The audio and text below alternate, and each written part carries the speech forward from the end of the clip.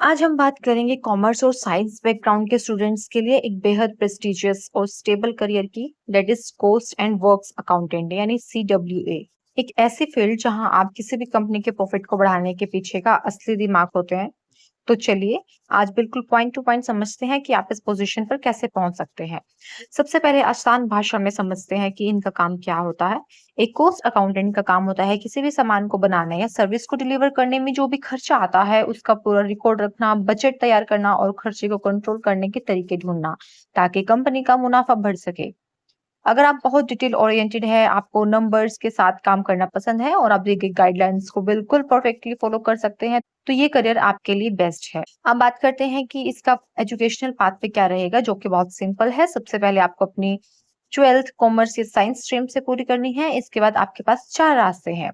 Number 1, पहले सीधा ICMAI यानी institute of cost and management accounts of India का फाउंडेशन कोर्स ज्वाइन करो। फिर इंटरमीडिएट और फाइनल कोर्सेज पूरे करो।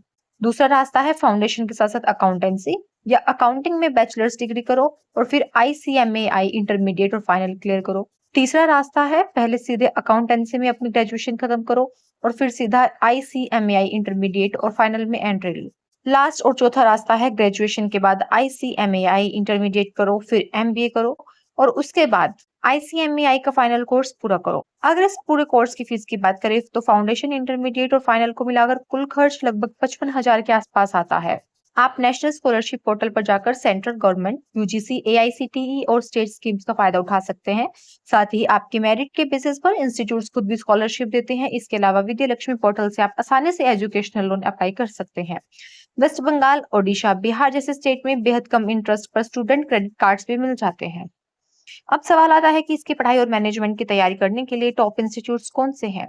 गवर्नमेंट इंस्टीट्यूट्स हैं कुछ। Institute of cost accountants of India new Delhi में है, IIM Bangalore, IIM Kolkata, IIM Kozhikode faculty of management studies जो DU में है न्यू दिल्ली, और IIT न्यू दिल्ली का डिपार्टमेंट ऑफ मैनेजमेंट स्टडीज।